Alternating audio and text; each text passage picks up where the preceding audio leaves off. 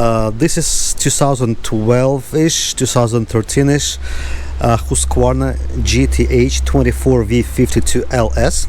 It's got 24 horse Kawasaki engine, and I got it from my town or county, actually, from the auction. It was showing 900 something miles on it, and it wasn't running per them like about 4 years, and then they put it on an auction. I got it, I brought it home, I was able to start it, and it was smoking like big time, like in a nightclub. It's not like little smoke, it was humongous smoke. I barely could see the cars, staying here. So what I did, I replaced first of all, I replaced the carburetor. I bought some, generic carburetor from Amazon. I replaced the valve stem seals, and it reduced the smoke tremendously. However, I still do see some smoke, especially when changing the kind of load or RPMs, I would say, on the motor. So let's do the the cold start. I didn't run this mower for, I don't know, few days at least. Choke out. So you probably were able to see the smoke. It's flying right there everywhere.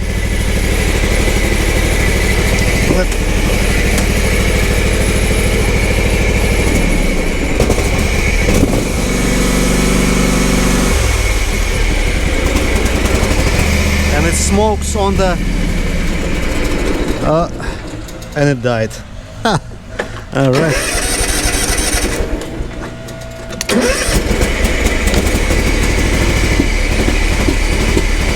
Smoking again.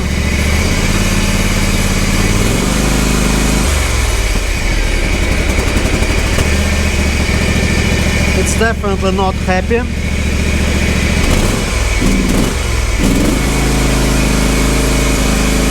And you can see smoke.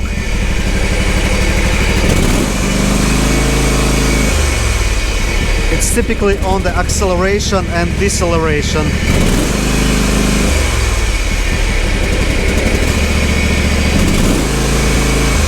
But it's like 5% of how it was smoking when I had it.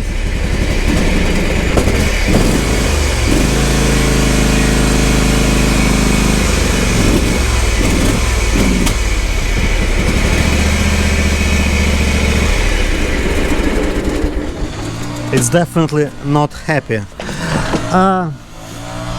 I did couple tests.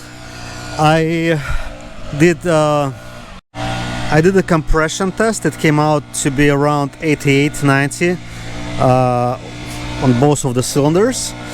I did the leak down test, cylinder leak down test. It came out to be around from 4 to 6% actually on the 100 psi for each of the cylinders. So the cylinders are passing those two tests like with the flying colors, but for some reason the oil is still there. And when I was removing the plugs, the spark plugs, I saw that the cylinders are wet inside, especially the cylinder on the left side, kind of driver's side on the cars, not so much on the passenger side. I used the scope camera, and while it didn't reveal me much, however, I noticed that I didn't see the crosshatch on the cylinder walls, both of the cylinders. So I'm probably wondering that it could be the issue with the blown head gasket or head gaskets on both sides, and missing crosshatch on the cylinder walls.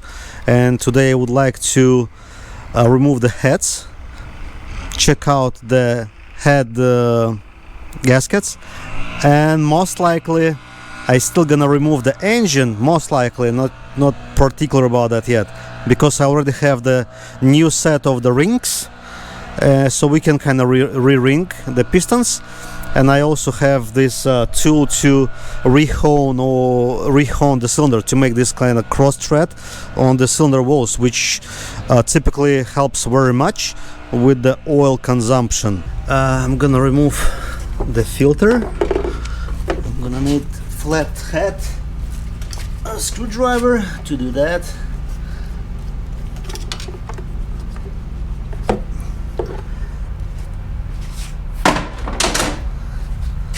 Then I'm gonna disconnect this hose and the hose with the fuel. I guess that's the fuel hose, if I'm not mistaken. Let's remove the shroud around too.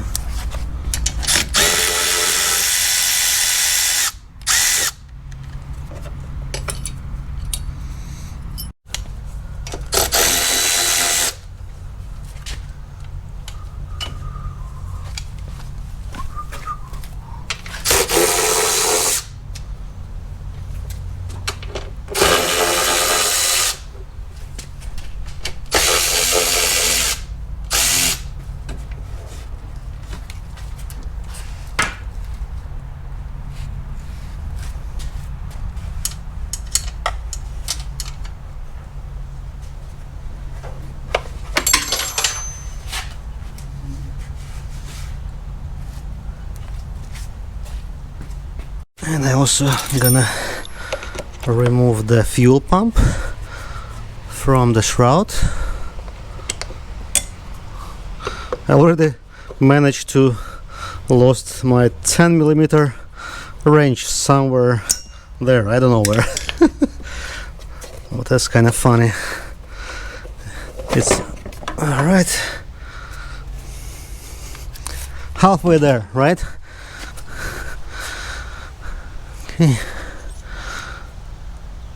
Okay, and the cylinder head is right this portion.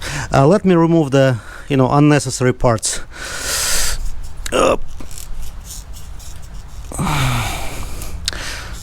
Probably gonna need some pliers maybe, or hose removal tool, or nothing.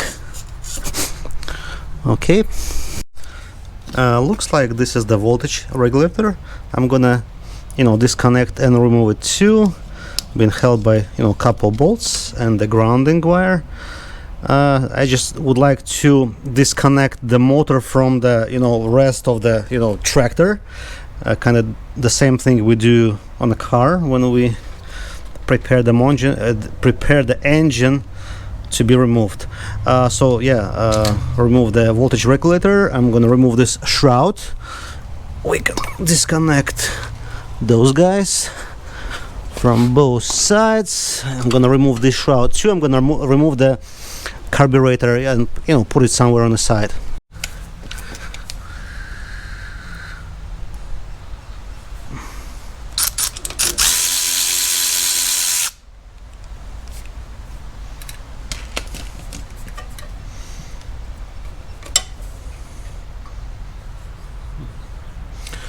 Okay,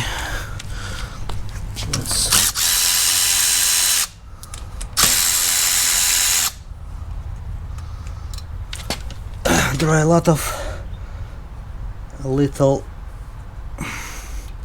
springs, and you definitely do not want to forget how to install them later. Sometimes it may be very tricky.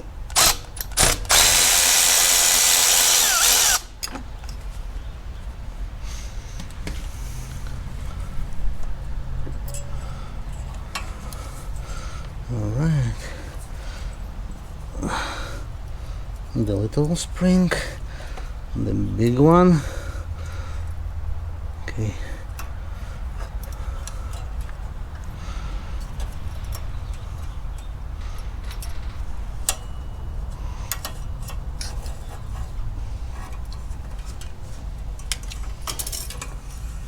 Okay.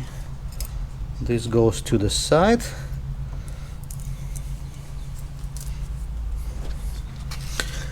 Now we're gonna remove the intake.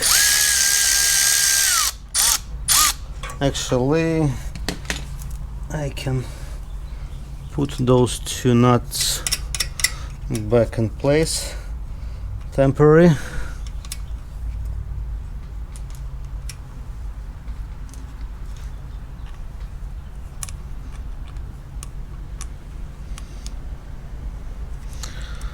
Kind of to keep track of them.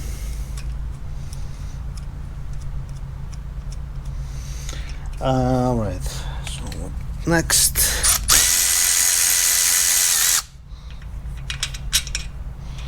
intake,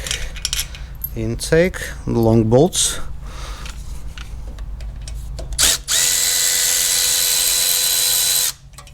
Intake.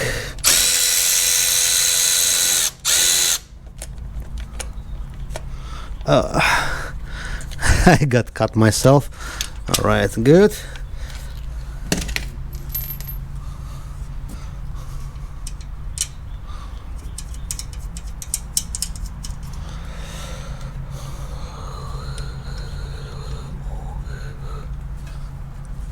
Anything else holding us? No, just pretty much nothing. All right, the intake is in my hands. It's clean. It does not have the oil, which means the crank ventilation membrane is working good. It's located right in there.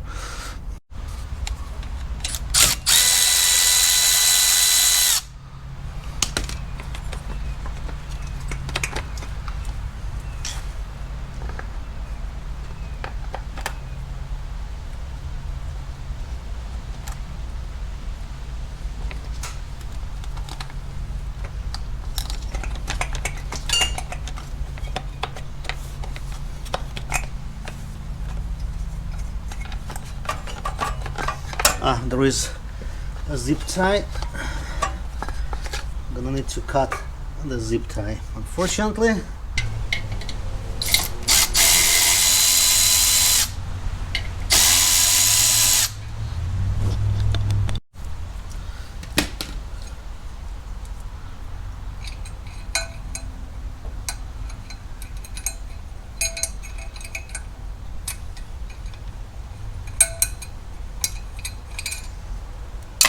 Ouch.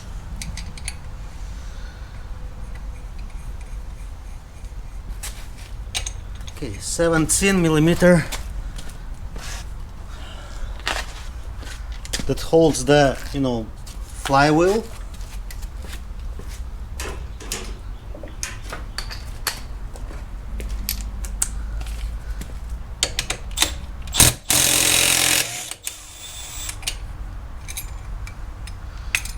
Okay.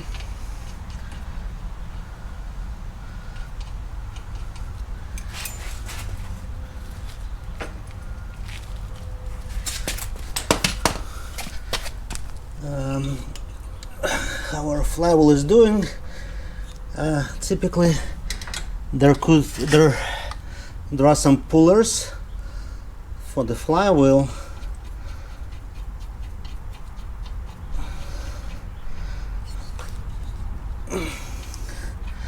Let me check if we can get away without one. A very slight tension.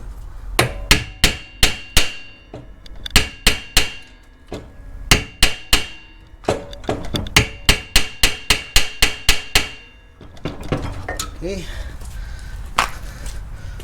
Now from that side.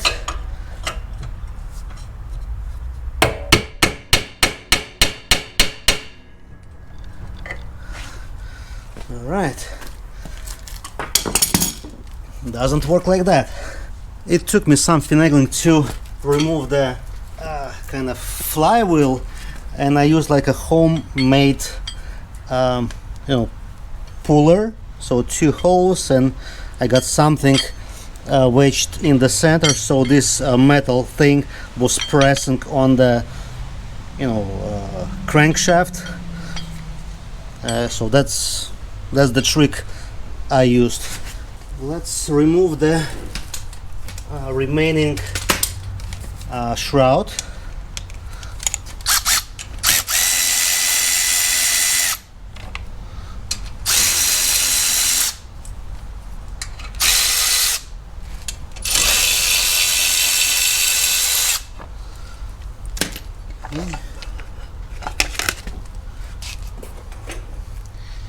Again, I'm gonna put the bolts back so I could track of them. We can remove the spark plugs now. I'm using this wobbly socket.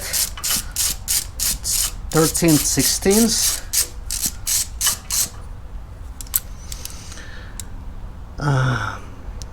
So yeah, it's slightly wet, I would say.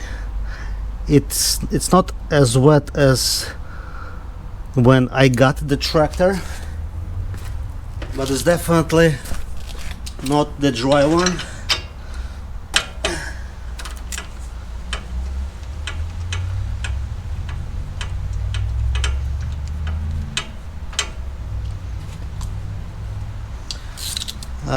This one is not very dry, but it's more dry than the one on the left side. I think I will remove the valve covers now, and I will put a little bit of the protection right there. 1, 2, 3, 4,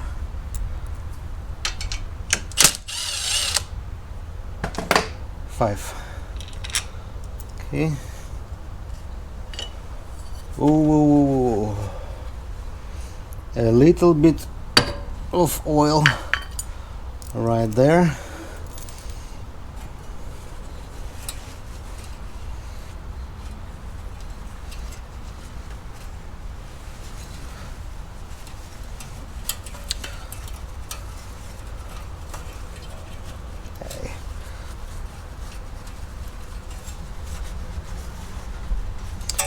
And it's got the new valve cover gasket because, as I told previously, I replaced the valve guide seals on both sides. And let me check if I'll be able to put the socket on the bolt right here, because the bracket for the rocker is right on the way. It looks like it's fairly big one. Is it 14? Okay, let's check here. So it's 14, and no, there is no way for me to put a socket. So I'm gonna need to remove the bracket. Okay, that's a 10mm screw to undo the nut holding the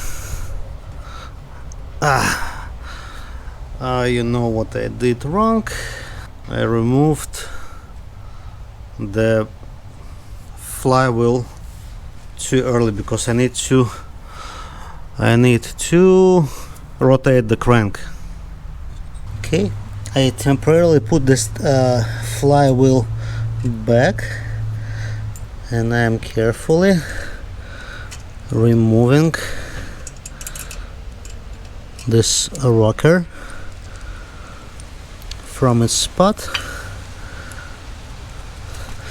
I'm gonna put it inside the valve cover actually, and that's a tiny little bitty how it goes, the rod.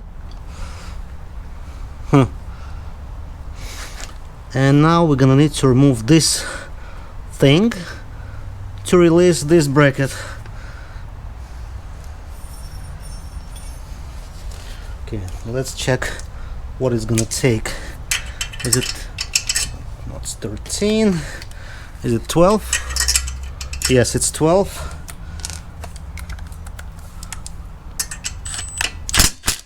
All right, this one is removed. I'm gonna, okay, it's got the keyhole, so yeah, there is only one way to put it back in place. Now the most interesting part. Let's see if this is gonna fit in there. No, it's not gonna fit. It's gonna fit here. It's gonna fit here. It will fit here, but it won't fit in there. I'm not sure if that's gonna work because it's 1/4 inch drive with the adapter for 3/8. Wow, it works. Wow. Maybe I do not want to stress.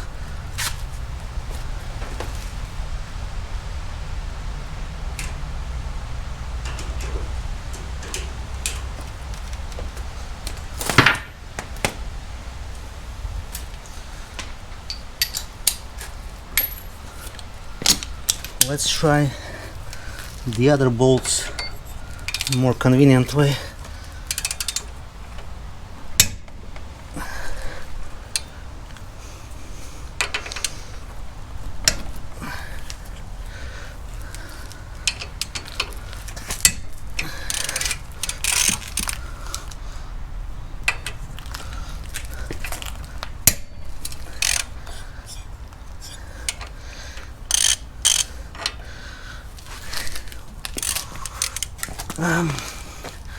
Still need to figure out what to do with the exhaust. One of the bolts for the exhaust is not very accessible. You know what?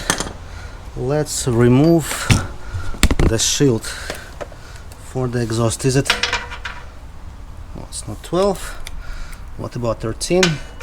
Looks like it's 13.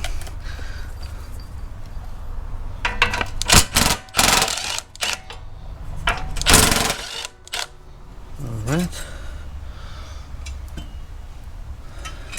Now let's check if we have the, okay, that's probably 13 as well.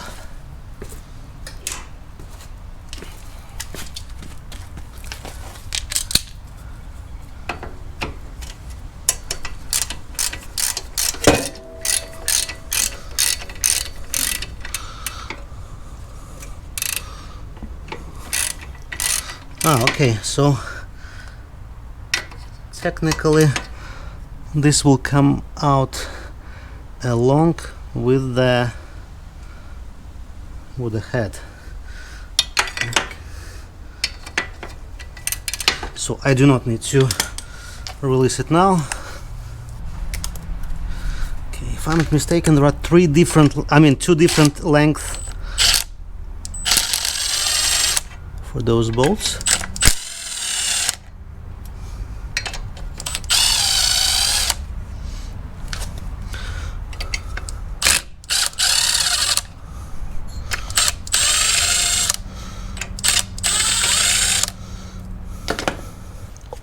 Oil.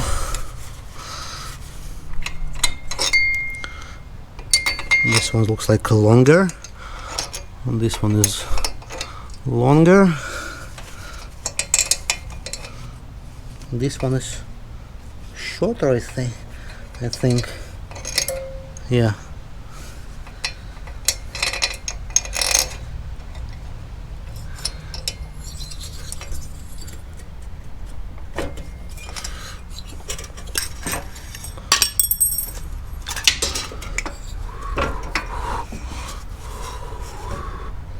All right. So that's how the cylinder looks like.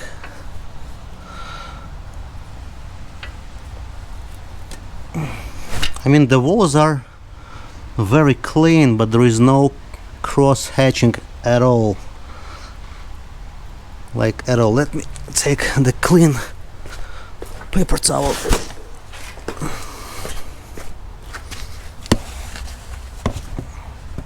There is no cross hatch.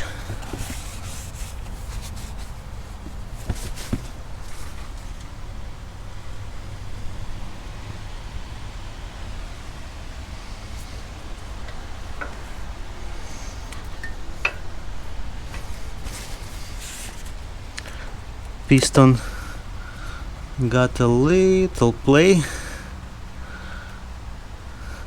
I can see the rings right there. The rings could still be good, and the only thing it may be missing is the cross hatching, but you know, most likely we're gonna go ahead and do it, because why not if we got the rings already. Alright, I'm gonna repeat the same procedure on the other side.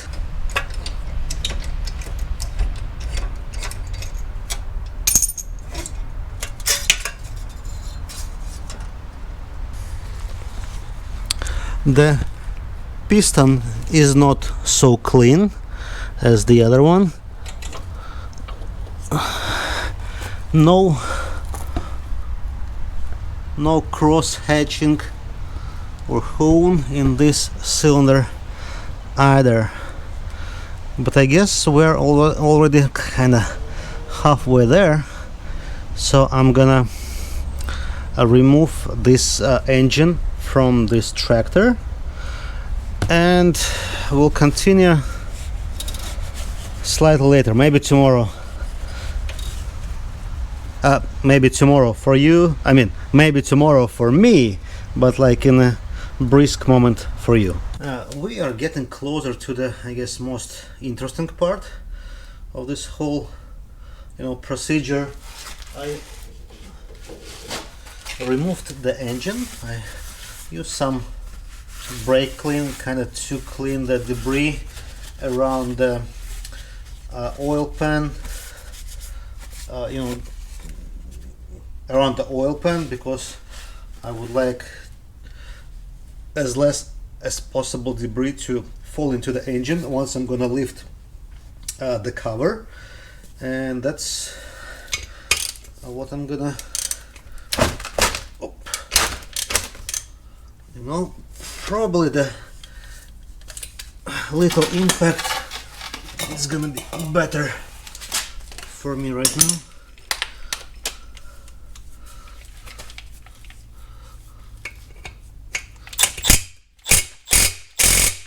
No? Huh.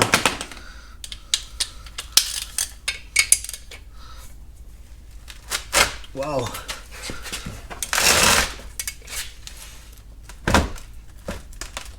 Wow. It's pretty tight, I would say.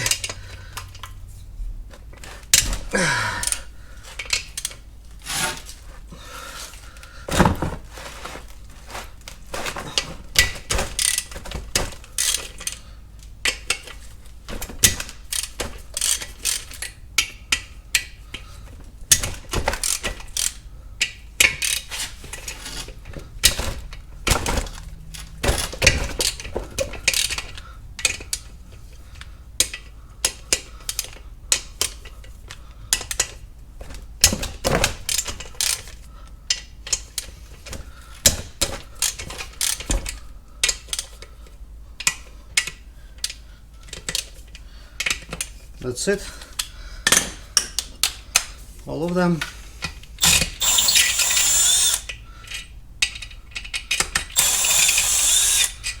I don't know if the length is the same for all of them, so I'm gonna keep them in their holes for now. It looks like they are the same.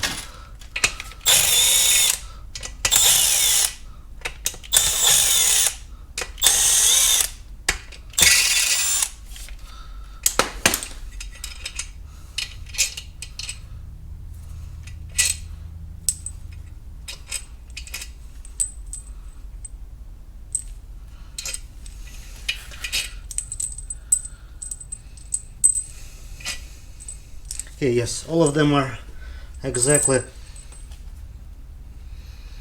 the same, and I don't think it will let go just like that. I'm gonna take the rubber mallet. I'm gonna put couple bolts back so this cover won't fly away anywhere.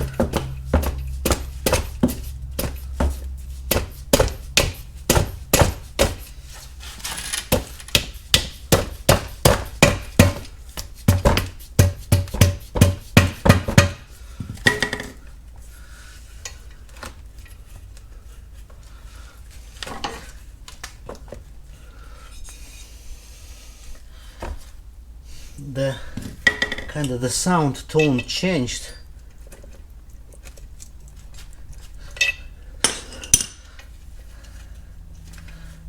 And I see it's moving a little bit, but it's not totally free yet.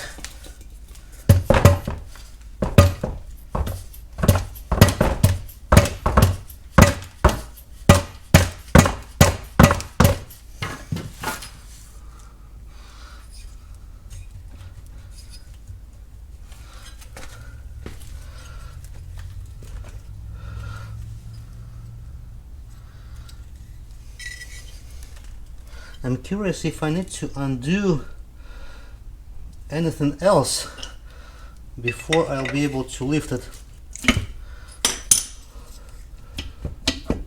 Okay, we are getting somewhere.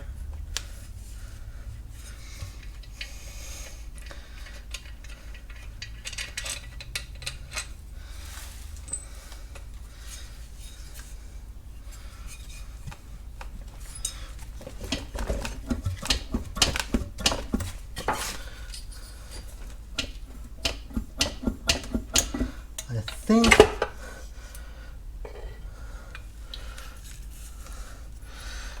that's it.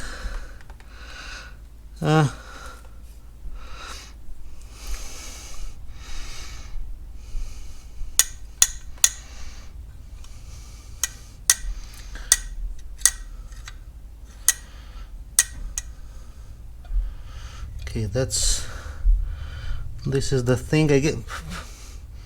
Maybe it's the oil pump, I don't know what is it, to be honest, but it's definitely rotating. It should be the oil pump, but yeah, I'm gonna put the cover to the side for now, and let's check. Okay, the timing for the crank should be fairly easy. There is the big dot and the little dot. So the big dot is on the camshaft, the small dot is on the crankshaft.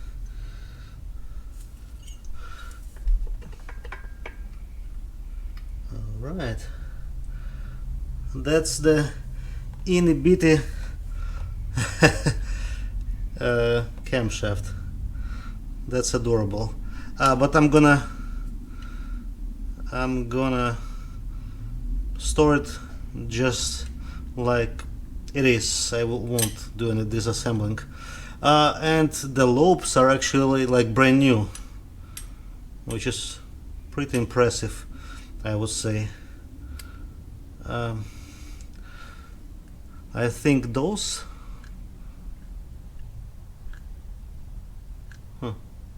interesting. Maybe it's like a decompression indentations here. I really don't want to lose them because they are just for one cylinder. The second one doesn't have them. Alright, now we actually need to undo the piston number 1. I guess it's 10 millimeter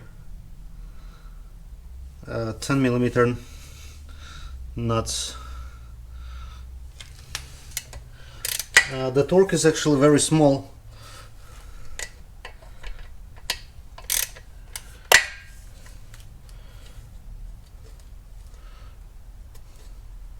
there is almost no torque on the bolts holding the rod cap in place.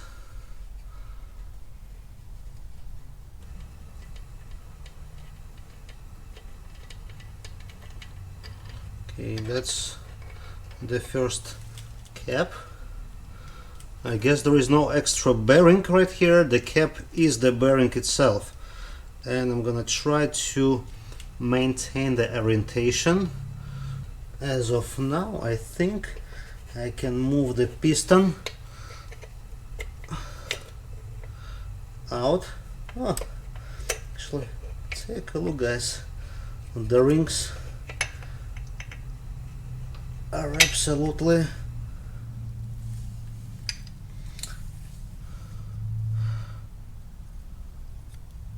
well. Those compression rings, actually, it would be interesting to compare them with the new ones, the brand new ones. So there is the arrow right here. It's gonna point down there to the ground, so I'm gonna keep it in the same position for now. The rings are pretty good, but anyway, I do have the replacement rings, so there is no sense for me to not to use them. Okay, let's remove the piston number 2.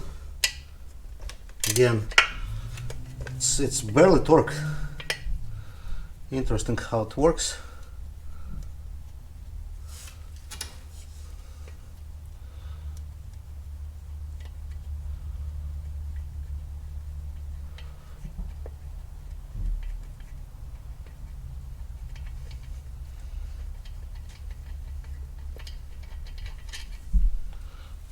Bolt number 1. I'm gonna prepare the place for the second piston.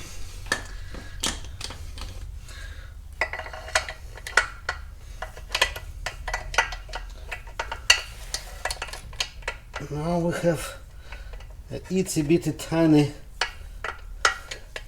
clearance issue right here. Okay, crisis averted.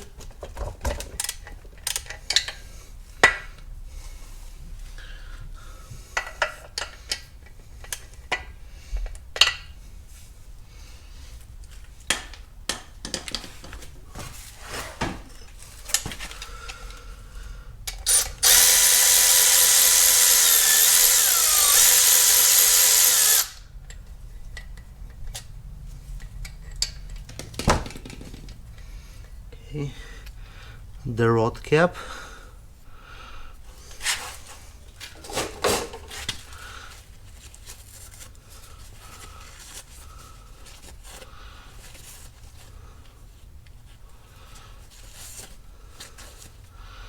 It's got a little wear on it.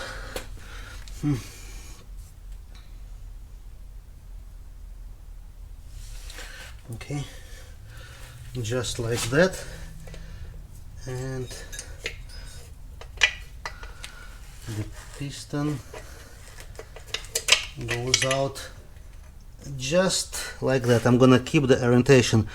Interestingly, for some reason, the rings kind of locks are almost in the same position. They're supposed to be like at least 45 degrees away, so it may reduce the compression a bit, but it's got somewhere on the piston, but nothing too crazy.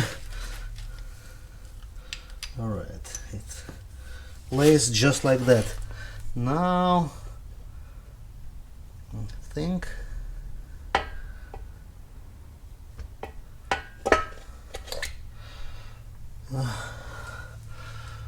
something is stopping us, and what I do not know.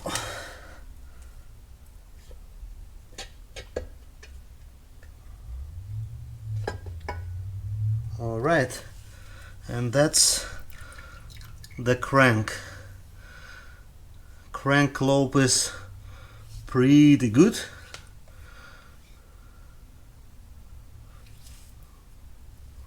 Yeah, the lobe is really good.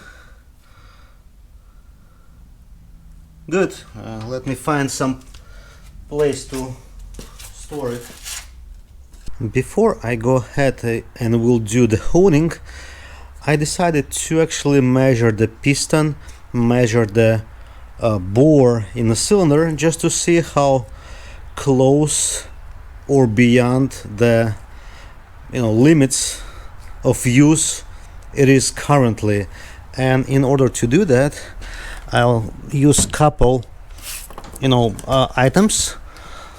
This is the gauge that will help me to measure the inside diameter of the cylinder, and this is the caliper gauge, obviously, that I will use to measure that thing.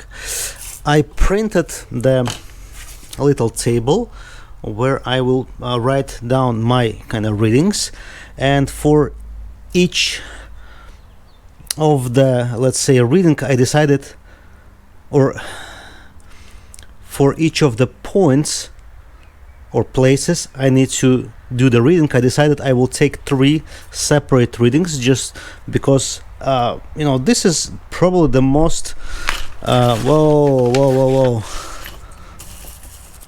the most inaccurate combination of the tools, just because it provides a lot of room for the operator error, and the operator is me.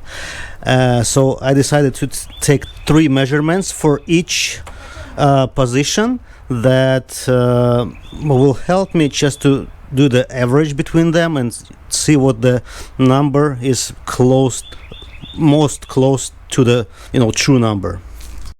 For example, the first reading I should get, or the first value, from 10 millimeters below the top of the cylinder bore. The second reading I should get 40 millimeters below the top of the cylinder, and the third is 25 millimeter from the bottom of the cylinder bore, not from the top but from the bottom. That's for both cylinders.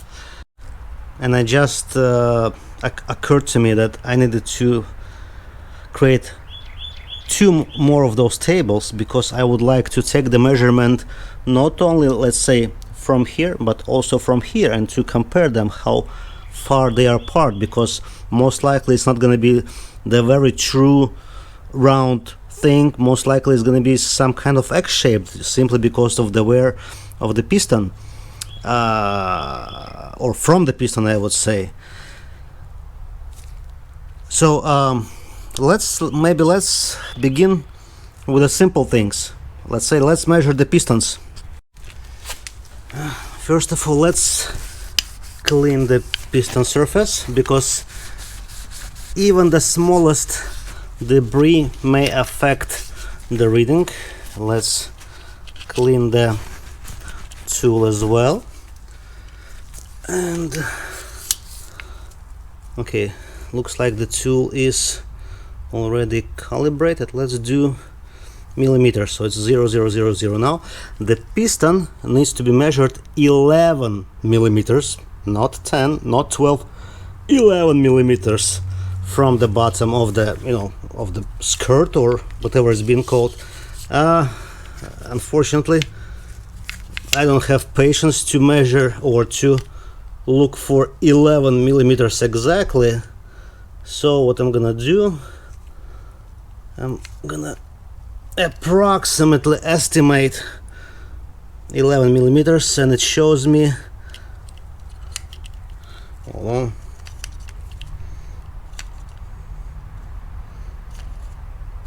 on,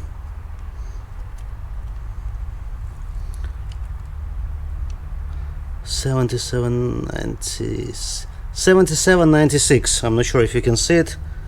77.96.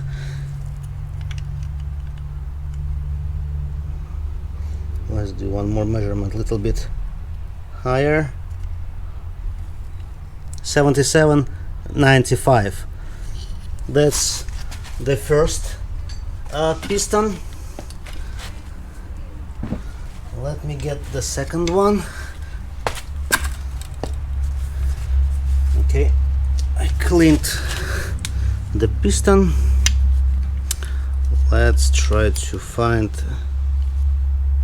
11 mils approximately, somewhere around here. 1195, I mean 7795.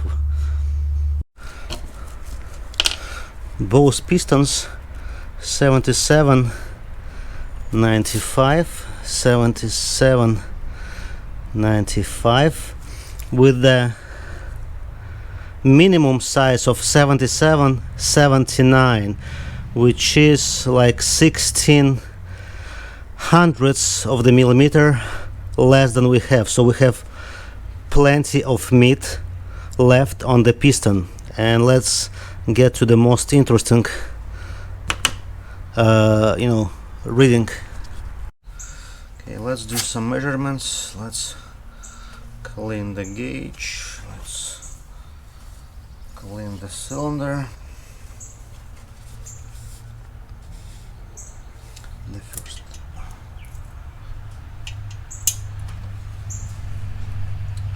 The first measurement, 1 centimeter from the top.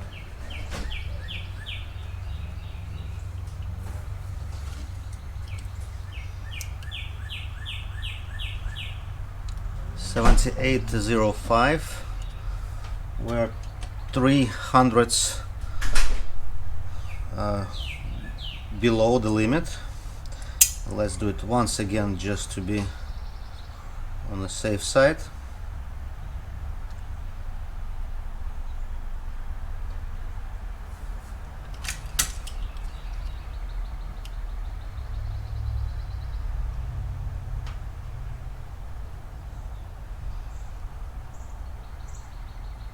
.7804 it shows me.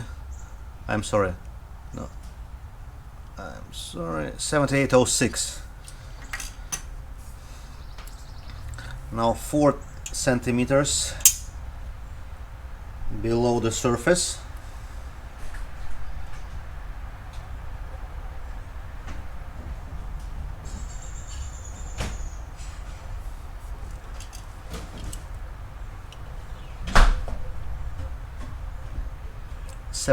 Hold on. 7804.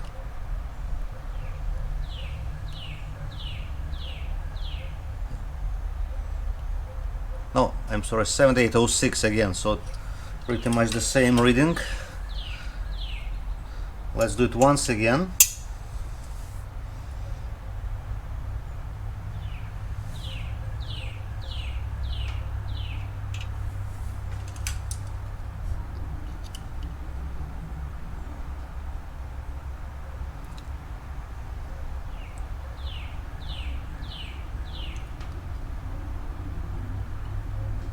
.7807. Okay, that's close, but the reading is fairly consistent, I would say. And now 25 millimeters from the bottom of the bore.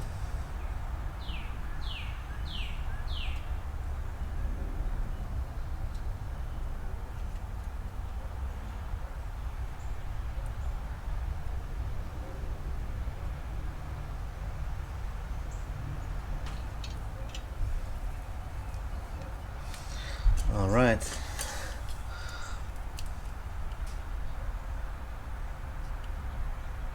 .7805.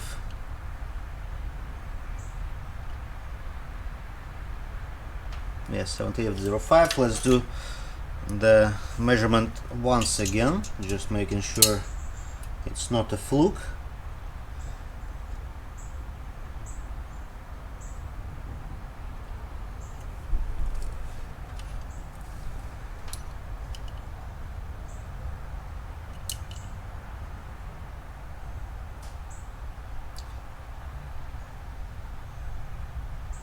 .7804.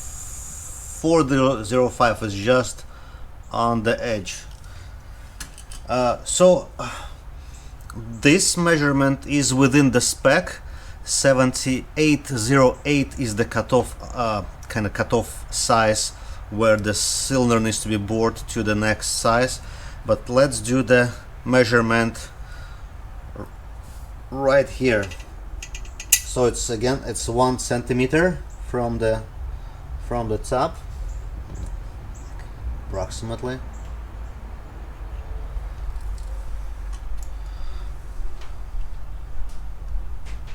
$78.08, so that's the limit pretty much. Let's do it once again.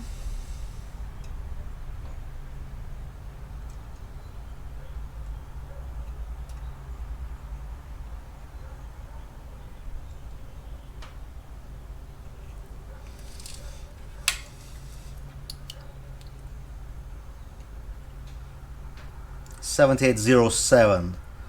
So yeah, it's between 7 and 8, so pretty much it's the limit. Now 4 centimeters below the surface.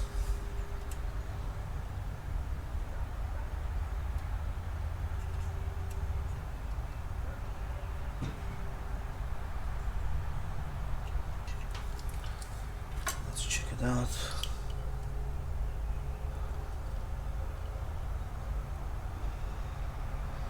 $78.10, so it's 200ths above the limit actually. So let's do it once again to make sure it's not a fluke.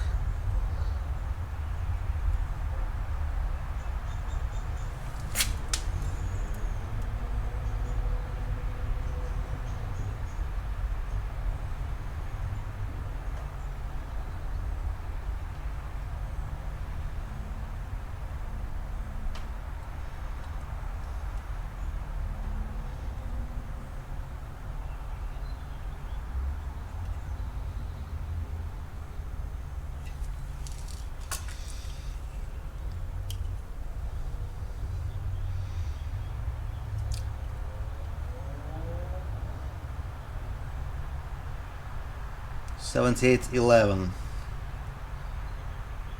or 12 even. It's 400ths above the limit, so technically this cylinder needs to be bored already based on those readings. Let's check the 25 millimeters from the bottom.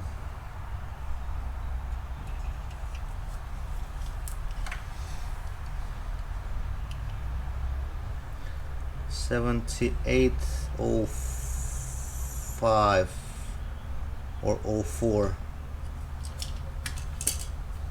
Again, once again.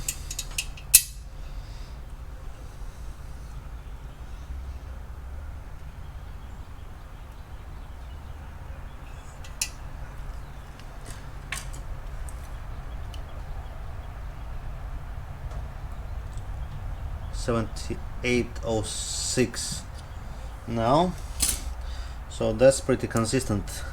So the only measurement that is out of, or I already don't recall.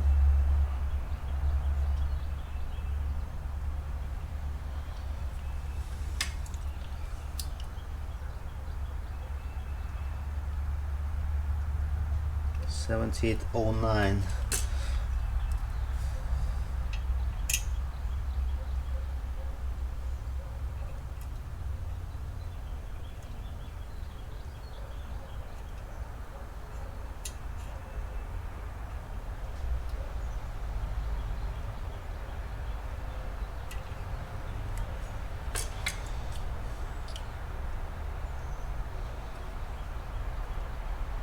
$78.06 now. So this is very close to the limit.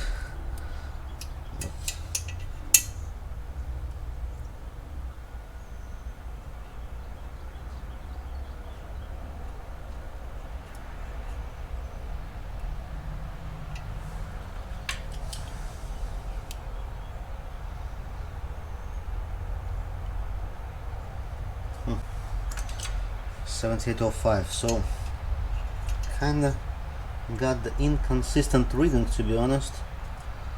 Don't like it.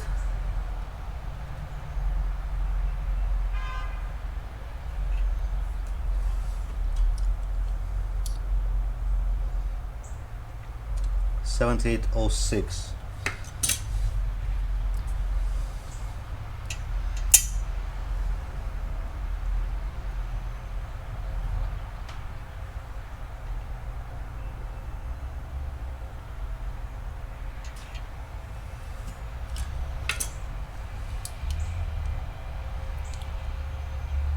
$78.07. So yes, I think we're gonna hone this cylinder, and we'll see. That's the cylinder that concerns me the most. It had like this wet spark plug, and let's do the compression ring measurement.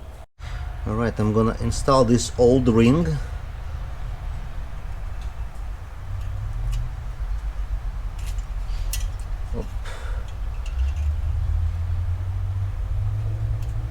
And I already can see, let me use the piston just to make it straight, just like that. I already can see that the gap here is more than 1 millimeter. It's probably 1.5 millimeters or something like that. I'm gonna use the feeler gauge and do the exact measurement, but it's definitely more than what's allowed, because do we have a, oh yeah, so this is the service limits for the rings. The top, I'm not sure which ring is that, top or second, but regardless, the top ring got 0.6 millimeter service limit, and the second ring got 0.9. It's definitely more than any of those, so those rings for sure needs to be replaced. Let me find the feeler gauge. So I have 0.75 millimeters and 0.70, so it's 1 millimeter and 1.45 millimeters, to be honest, to be exact, I would say. And it's already in there. Maybe it's 1.5 millimeters, because it goes in pretty easily, and there is some gap. So let me check the next size. Now I have in total 0.8 plus 0.75, it's 1.55 millimeters, and I can fit it in this gap. So yeah, it's twice as more as, you know, the service limit. So yeah, those rings are going to be replaced, but that's gonna be after. So what, guys, let's try to do some honing. I'm gonna use the WD-40 as the oil to protect the cylinder. You do not want to do it on a dry cylinder wall, so I'm gonna use it also on stones. This is the brand new Harbor Freight special honing thing. You want to be very generous.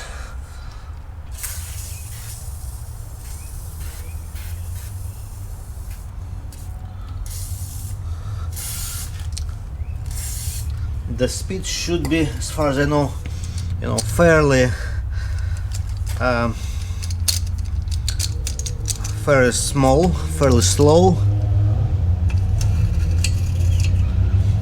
and I'm using the small speed on a drill, and I'm gonna attempt to do it again very slowly.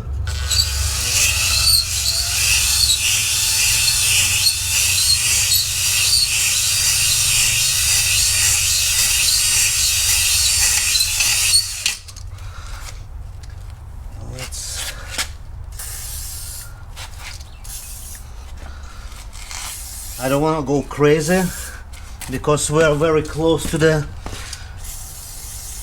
service limit.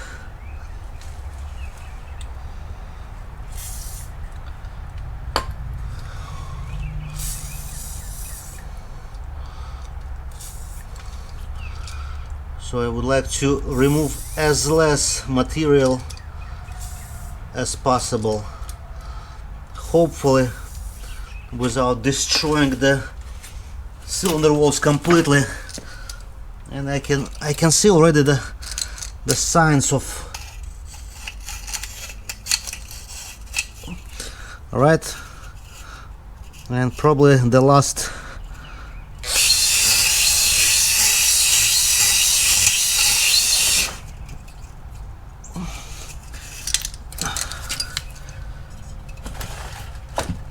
Of course, it's better to have the engine block supported. Let's use some brake clean.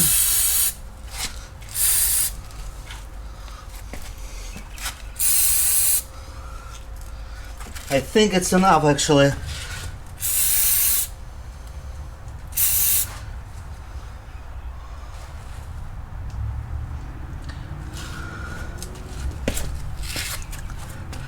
I'm not sure if I did it deep enough, to be honest. Maybe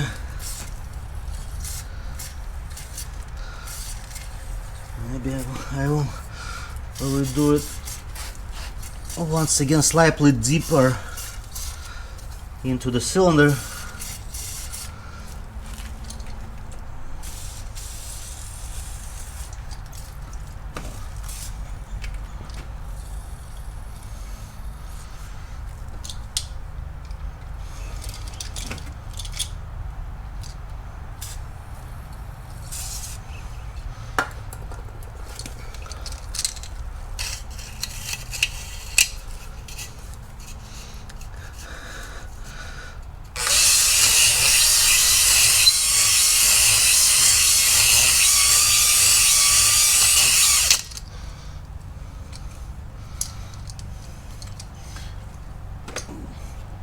This is the first time I'm doing that, so probably a lot of you gonna scream, you do it wrong.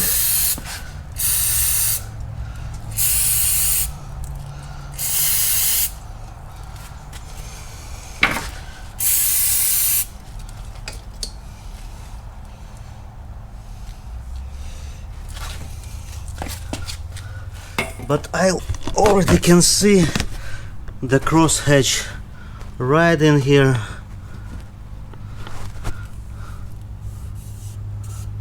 Very nice.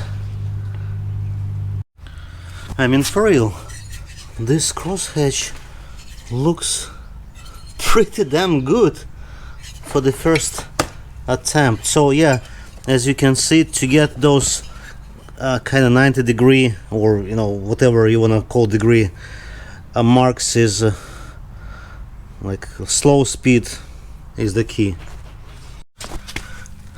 Like literally 2 minutes later, I just finished the, you know, the second cylinder, and again I think the crosshatch looks, you know, pretty good, at least from my angle.